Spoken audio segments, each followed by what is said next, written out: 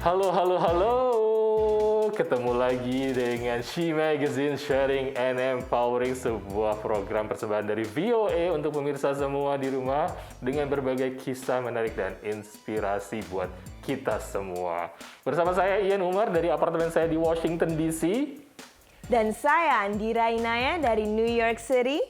Senang sekali nih, karena kayaknya saya liatin di bulan Juni, Juli, Agustus ini konser-konser mulai ada jadwalnya dan mulai diselenggarakan. Benar Kamu pasti sekali. juga udah nonton konser dong summer ini, Naya.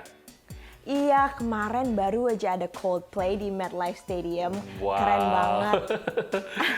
Rame banget ya pasti. Rame banget, ada banyak banget konser sekarang karena semuanya udah buka. Ada Pharrell Williams, ada Justin Timberlake, The Weeknd, rame banget. Waduh, sama juga di DC juga sebenarnya ada konser besar yang namanya Juneteenth Festival. Itu Something in the Water dan Wow. 3 days, pemirsa, 3 days music 3 festival. hari. Iya, datang ke DC di bulan Juni ada konser 3 hari sekarang. Seru banget, kayak tadi juga ada Pharrell Williams juga akan ada, dan Justin Timberlake, Calvin Harris, dan kayaknya seru ya. Good thing, good sign kayaknya bahwa mulai mereda pandemi dan things are back to normal.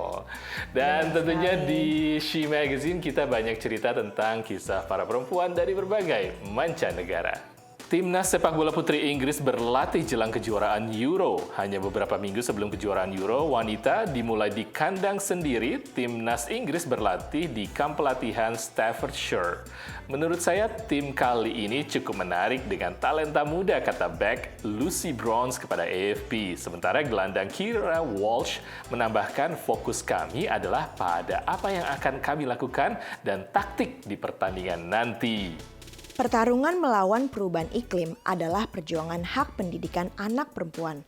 Jutaan anak perempuan putus sekolah akibat bencana terkait perubahan iklim, kata peraih Nobel Perdamaian Malala Yousafzai pertengahan Juni lalu.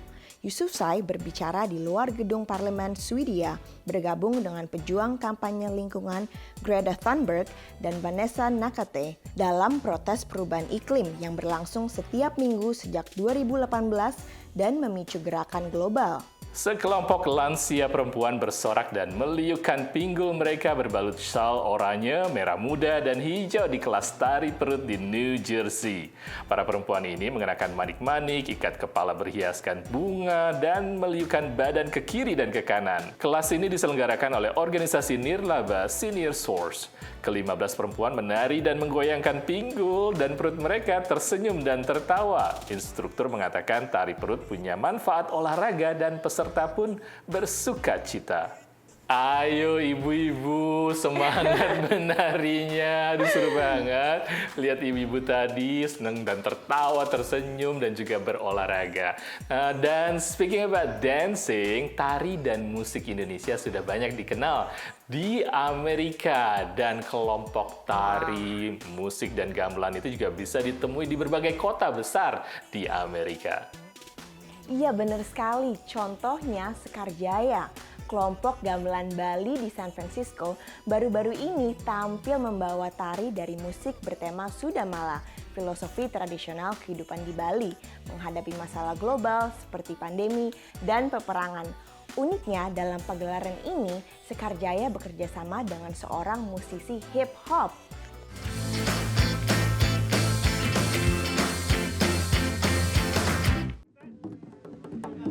Nuansa Bali siang itu amat terasa di Taman Yerba Buena, pusat kota San Francisco, dengan kehadiran sejumlah penari dan pemain gamelan Sekar Jaya.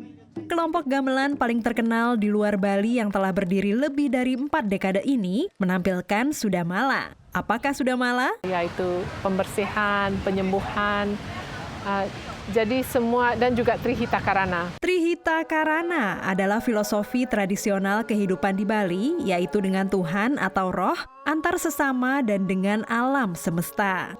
Konsep yang mengikat komposisi tubuh dan tari ini dikembangkan Dewa Putu Berata, Direktur Musik Gamelan Sekar Jaya. Nah, sehingga saya mendapat konsep Sudamala, yaitu pengelukatan, penyucian, baik itu angosrira, diri kita sendiri maupun alam ini. Nah itu sebagai konsepnya. Tradisi ritual musik bersama ini juga membawa pesan penyembuhan bagi berbagai masalah global seperti pandemi dan peperangan. Mari kita introspeksi lagi apa yang kurang balance dari kehidupan kita sebagai manusia, apa yang mesti kita lakukan untuk menjaga alam ini, untuk bekerja sama dengan kita, saling respect. Menari bersama keluarga, teman, dan komunitas menjadi obat untuk pikiran, tubuh, dan raga. Demikian dijelaskan Emiko Saraswati Susilo, Direktur Tari Tamu Sekarjaya. Ada 2 tarian yang diciptakan Emiko untuk pagelaran ini, tari rejang dan kumbang tarung yang terinspirasi oleh kumbang. Kumbang tarung itu semacam legong kebiaran. Kalau legong kebiaran itu sedikit campuran antara konsep legong dan kebiar. Legong biasanya dikenal dengan halus. Kalau kebiar itu kadang-kadang keras. Jadi ini suatu tarian yang membawa kedua rasa itu. Bekerja sama dengan komposer tabuh Dewa Puturai, setiap gerakan seperti mengungkapkan rasa gamelan dalam bentuk tari.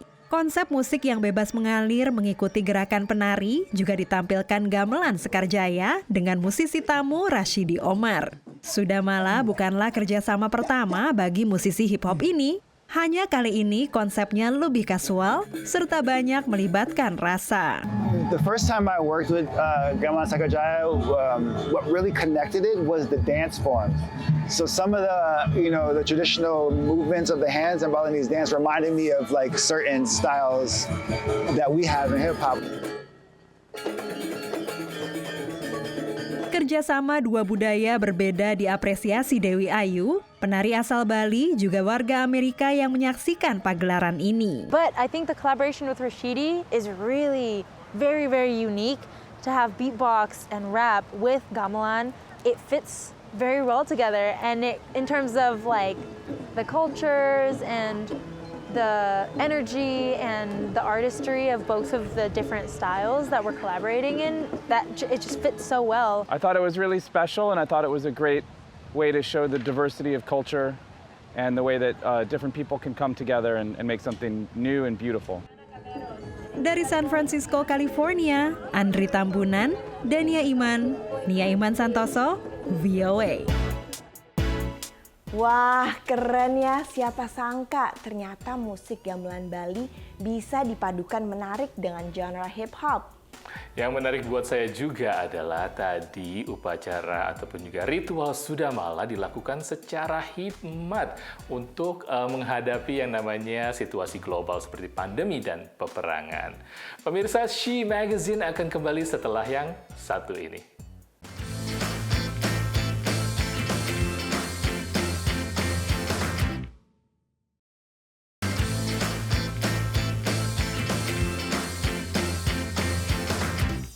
She Magazine, sharing and empowering. Welcome back pemirsa. Acara wisuda di universitas di Amerika selalu diwarnai dengan pidato dari para tokoh termuka yang menjadi inspirasi bagi wisudawan. Contohnya di universitas saya, NYU mengundang Taylor Swift untuk menerima gelar dokter kehormatan. Seru banget ya. Dan kalau di Universitas Gallaudet, tepatnya tidak jauh dari Washington DC, sebuah perguruan tinggi dunia yang dirancang kurikulumnya khusus untuk warga tuli dengan gangguan pendengaran, mereka tahun ini mengundang tokoh CEO Apple, Tim Cook, dan juga aktris peraih Oscar Marlee Matlin.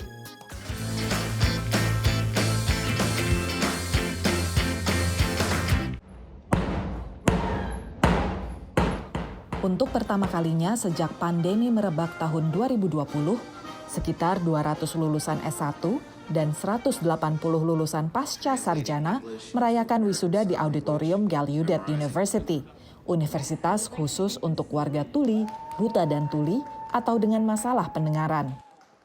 Class of 2022, you made it to this day, to this moment. Every graduating class confronts challenges, but I think it's fair to say that you face greater obstacles than most. Selain Tim Cook sebagai keynote speaker, aktris pemenang Oscar Marlee Matlin juga berbicara.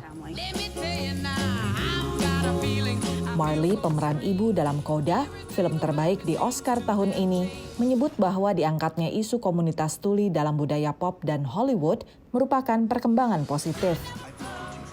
First of all, our film was open captioned for all audiences.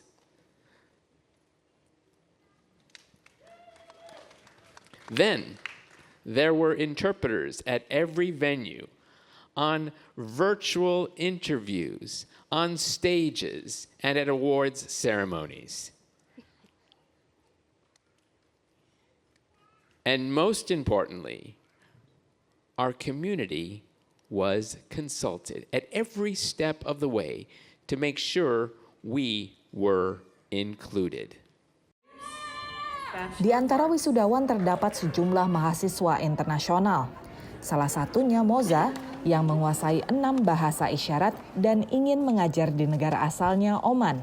Right, it's very different here, and I would like to make some changes at home, for example, in our curriculum, and also just thinking about sight lines and how we sit in a classroom as deaf people, and making sure that my classes are taught in a visual, deaf-friendly way. So it's definitely something I'd like to influence when I go home. Moza adalah perempuan pertama di keluarganya yang lulus perguruan tinggi dan mahasiswa asal Oman pertama di Gallaudet University. Sementara Andrew, sarjana biologi dan kimia, ingin memperbaiki layanan kesehatan bagi komunitas tuli dan dengan masalah pendengaran di Amerika. I personally believe that the deaf community is really so diverse. You have people who grew up with deaf parents and deaf family members, and you have people who grew up with hearing parents and hearing family members and didn't know ASL before they came to Gallaudet. So everyone, comes here in their own way, and I try to use my strengths and where I came from.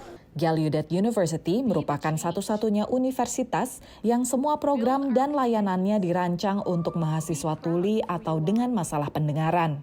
Dibentuk tahun 1864 oleh Akta Kongres yang ditandatangani Presiden Abraham Lincoln, kini Gallaudet University menaungi mahasiswa dari berbagai penjuru Amerika dan 100 lebih negara. Dari Washington DC, VOA. Pemirsa, lulus kuliah aja rasanya udah senang sekali. Apalagi mendengarkan pidato dari para tokoh inspiratif seperti CEO Apple, Tim Cook, dan aktris tuli berprestasi dunia seperti Marlene Matlin. Good luck to class of 2022.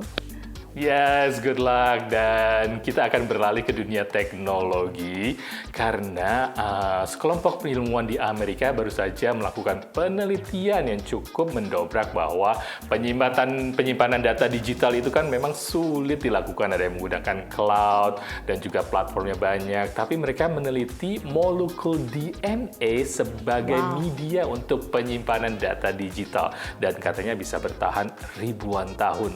Seperti apa sih? Kita lihat dari informasi teknologi berikut.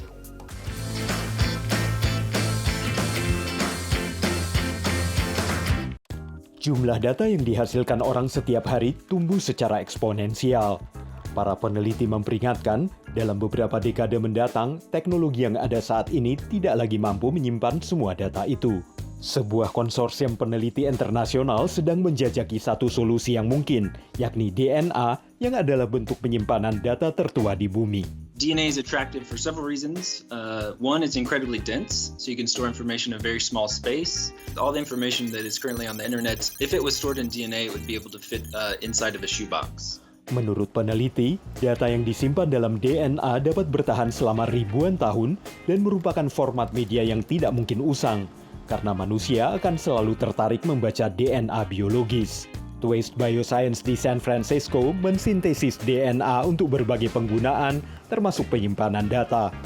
Lembaga ini mengotomatisasi dan meminiatur proses dan mengubah informasi digital menjadi DNA. Kode informasi digital yang terdiri atas 1 dan 0 dapat diterjemahkan ke kode genetik DNA yang terdiri dari 4 senyawa kimia yang dikenal sebagai A, C, G, dan T. The process of writing DNA starts from literally 4 bottles, ACGT. And then the next step is to physically write the ACGT on silicon. And so it's basically 3D printing of ACGT on silicon. Pada suatu hari nanti, DNA pada chip silikon itu dapat diterjemahkan kembali menjadi informasi digital. Dan hingga saat ini, Twist telah mengarsipkan sebuah dokumen PBB, rekaman musik, dan juga sebuah acara Netflix ke dalam DNA. Dari Arlington, Virginia, saya Helmi Yohanes dan tim VOA. Wow, semakin canggih ya ternyata ya. Waduh, itu molekul DNA bisa digunakan sebagai tempat penyimpanan data. Sekali. Who knew? Sementara saya masih sering kehilangan data di thumb drive or hard drive komputer. She Magazine pemirsa akan kembali setelah yang satu ini.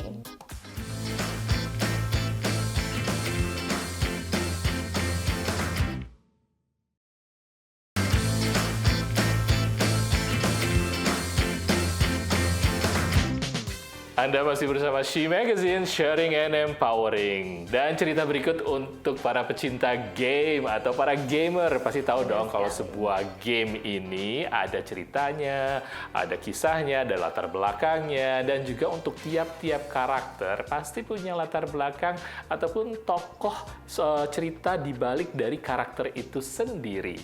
Benar sekali, inspirasi game bisa dari kisah sehari-hari ataupun fiksi. Kali ini kita akan berkenalan dengan aktor pengisi suara dari sebuah game yang memiliki cerita latar belakang erat dengan wilayah Asia Tenggara. Perempuan voice actor Dewa Ayu yang keturunan Indonesia mengisi suara karakter sebuah game berjudul Kena, Bridge of Spirit.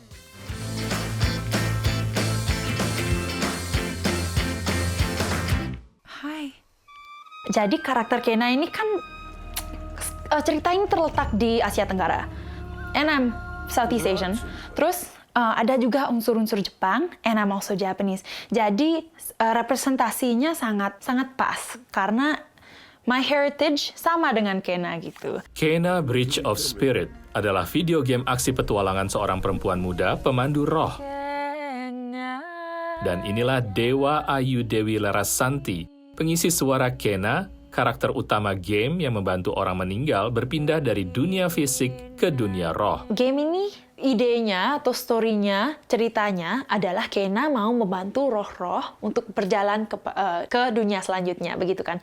Itu agak ya tema yang belum terbiasa didengar di dunia video game. Ayu, sarjana jurusan World Art and Culture dari University of California, Los Angeles, adalah salah satu dari sedikit pengisi suara atau voice actor di Amerika yang berasal dari Indonesia. Kena Bridge of Spirits adalah kesempatan yang sangat penting untuk saya, tetapi juga untuk pengisi suara lainnya, dan juga untuk anak-anak kulit hitam, kulit coklat yang lainnya. Karena ini kayaknya membuka pintu deh untuk bisa melakukan produksi yang memang hormat dengan budaya dan juga hormat dengan representasi. Masalah representasi memang salah satu kelebihan Kena Bridge of Spirit yang memakai voice actor sesuai dengan karakter tokoh utamanya. Karena representasi itu penting sekali. It's too often representasi itu salah, terutama karena cerita ini terletak di Asia Tenggara dan juga memakai unsur-unsur budaya di Asia Tenggara, terutama di Bali, Indonesia, dan juga di Jepang. Ayu yang mulai belajar tari dan musik Bali sejak kecil di Sanggar Cudamani Ubud memang lahir dari keluarga seniman. Ibunya, Emiko Saraswati Susilo, yang berdarah Jawa dan Jepang adalah pelatih vokal Ayu. Kena adalah peran pertama Ayu sebagai aktor profesional, setelah sebelumnya aktif sebagai penari, penyanyi, dan penabuh. Ayahnya, Dewa Putu Berata, musisi gamelan Bali yang juga terlibat sebagai komposer musik di game ini, mengaku cukup terkejut ketika mendengar Ayu memperoleh peran karakter Kena. Dia tidak pernah ragu. Dia keberaniannya saya acungi jempol, dan ada ibunya terutama yang memang ya, di voice acting. Ayu memperoleh nominasi karakter terbaik dari Design Innovative Communicate Entertain atau DICE Award di Las Vegas awal tahun ini, sebuah acara pemberian penghargaan tahunan dalam industri video game. Walau belum berhasil memenangkan penghargaan, namun karakter yang diperankan Ayu membantu meningkatkan kesadaran akan pentingnya representasi dalam industri ini. seperti disampaikan Michael Christensen, seorang gamer di Springfield, Virginia. Gameplay and the story of that video game are both very important, but having both minority and/or women as the main character in those games, I think provides a lot of variety, especially for people who want to connect with that main character while they're playing. Kena itu keren karena sekarang ada representasi wanita di video game, ada juga representasi Indonesia, ada representasi Jepang, representasi non-white lah. Ayu berharap pembuat game lain akan terinspirasi dengan Kena Bridge of Spirit dalam hal representasi dan pendekatan budaya yang sesuai. Dari San Francisco, California, Zulfian Bakar, Andri Tambunan, Nia Iman Santoso, VOA. Congratulations Dewa Ayu with the nomination. Semoga karirnya bisa terus berlanjut dalam bidang voice actor. Kayaknya saya justru tertarik dengan cerita Kena Bridge of Spirit ini adalah aksi seorang perempuan pemandu roh. Waduh, ini kayaknya serem ya. Tapi kayaknya untuk pecinta gamer pasti ini adalah sebuah cerita yang cukup menantang. Pemirsa, demikian She Magazine kali ini dengan berbagai kisah yang bisa menjadi inspirasi bagi kita semua. Sayangnya kami berdua harus pamit dulu. Saya Ian Umar dari apartemen saya di Washington DC. Dan saya Andira Inaya dari New York City. Keep sharing and keep empowering di She Magazine. Sampai jumpa!